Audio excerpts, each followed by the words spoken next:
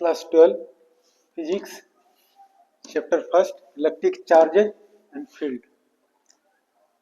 Gauss theorem you have studied.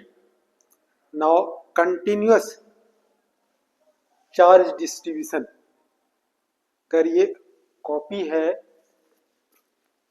है अगर charge को हम यहाँ पर रख देंगे तो चार्ज यहीं पर पड़ा रहेगा, इधर चार्ज नहीं आएगा क्योंकि ये क्या है, बैड कंडक्टर है। यही अगर कोई मेटेलिक सीट होता तो चार्ज अगर यहाँ रखते तो ये चार्ज क्या होगा, यूनिफॉर्मली विल बी डिस्ट्रीब्यूटेड। अब यहाँ पर क्या है,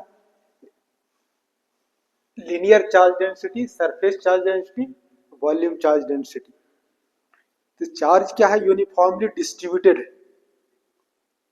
जैसे अगर है, सपोज करो तुम 4 रोटी खाते हो तो वो एक रोटी मिल गया, okay, not satisfied, you can eat more, ठीक है।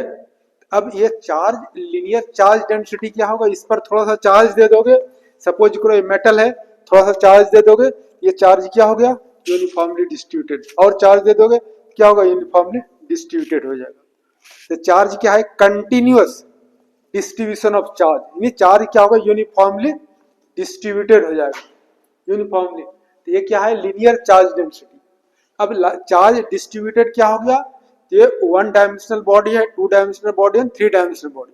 1 डायमेंशनल मतलब वायर यू कैन कंसीडर। तो चार्ज डिस्ट्रीब्यूटेड कहाँ है, 1 dimensional body, 2 dimensional body and 3 dimensional body.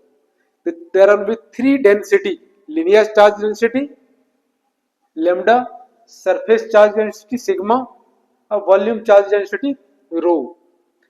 First you can take linear charge density. Charge क्या है, यूनिफॉर्मली डिस्ट्रीब्यूटेड है on a line, on a wire, on a surface and on A 3 dimensional body, cube, sphere. अब ये हमारा line है, line length क्या है, L है, और इस पर पॉजिटिवली चार्ज डिस्ट्रीब्यूटेड है uniformly. How much charge, Q charge. Q charge on L line distributed है, यूनिटी मेथड से on L line how much charge is distributed, Q charge. By unity method on unit length how much will be distributed, q by l. So this is the charge per unit length. Charge per unit length is known as linear charge density, या charge per unit length is known as linear charge density. इसी को अगर हम छोटा सा length consider करें dl, अब इस dl में कितना चार्ज डिस्ट्रीब्यूटेड है, dq, तो क्या हो जाएगा, lambda is equal to dq by dl। अब ये लीनियर चार्ज डेंसिटी को लैम्डा से डिनोट करते हैं, इसका यूनिट क्या हो जाएगा, चार्ज का कूलम, और ये एल है, डीएल है, लेंथ है, ये क्या होगा, कूलम पर मीटर। अब दूसरा है, चार्ज क्या है, 2 डायमेंशनल बॉडी पर डिस्ट्रीब्यूटेड है। 2 डायमेंशनल बॉडी मीन्स कोई सीट है, 2 डायमेंशनल बॉडी, इसमें लेंथ है, ब्रेड्थ है, ये हमारा सीट है, एरिया क्या है, एस है, और चार्ज कितना डिस्ट्रीब्यूटेड है, प्लस चार्ज डिस्ट्रीब्यूटेड है, क्यू। तो this Q charge is distributed on surface S। तो यूनिट सरफेस पर कितना डिस्ट्रीब्यूट होगा, Q by S।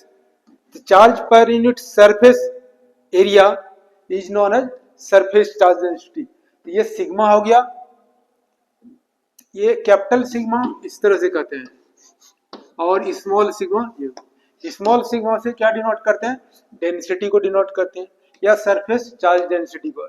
Capital sigma से क्या डिनोट करते हैं, summation, addition, total. Now surface charge density, charge per unit area is known as surface charge density.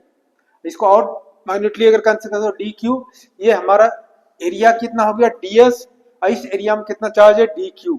तो sigma is equal to क्या कर सकते हो, dq by ds। ये क्या होगा, charge per unit area is known as surface charge density. अब इसका यूनिट क्या होगा, चार्ज का कूलम और एरिया का हो गया मीटर, तो कूलम पर मीटर स्क्वायर, इस तरह। Now volume charge density, volume charge density रो से डिनोट करते हैं, रो से क्लास 10th में पढ़ा है, रेसिस्टिविटी भी डिनोट करते हैं, स्पेसिफिक रेसिस्टेंस, या वॉल्यूम चार्ज डेंसिटी या डेंसिटी को भी डिनोट करते हैं। अब 3 डायमेंशनल बॉडी कंसीडर करो, क्यूब, क्यूबॉइड या sphere we can consider. Here there is sphere, volume क्या है, v है, और इस पर चार्ज कितना है, q, plus charge uniformly distributed है।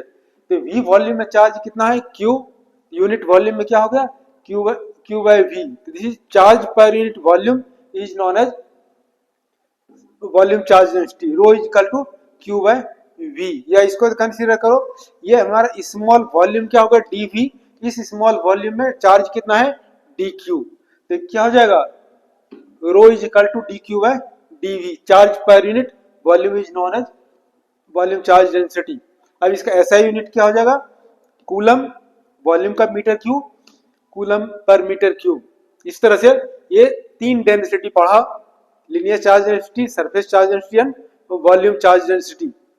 अब इसी तरह से you will apply Gauss theorem. अगर चार्ज यूनिफॉर्मली डिस्ट्रीब्यूटेड है on a wire according to Gauss three application है गॉस का, ठीक है। Using Gauss theorem you will find out electric field. अगर वायर पर चार्ज डिस्ट्रीब्यूटर है, लाइन चार्ज डिस्ट्रीब्यूशन है, तो electric field at this point, electric field at some distance due to charge distributed on a line, ये एक application होगा। दूसरा application, अगर कोई प्लेन सीट है, प्लेन टू डायमेंशनल बॉडी पर यूनिफॉर्मली चार्ज डिस्ट्रीब्यूटेड है, तो what will be the electric field due to uniformly charge distributed on the surface, ये दूसरा एप्लीकेशन है। तीसरा एप्लीकेशन है गॉस लॉ का, गॉस थ्योरम का।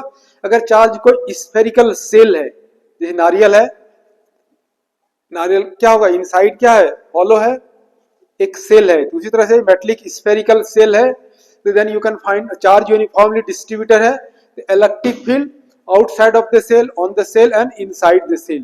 Three cases you will study using Gauss theorem. So using Gauss theorem you will find out electric field due to line charge distribution, electric field due to surface charge distribution, electric field due to charge distributed on the spherical cell. ये तीन applications हैं. One by one you will study Gauss theorem and application of Gauss theorem. In board it is asked. So you will study carefully these three, Gauss theorem and three applications generally. So you must study this. Thank you.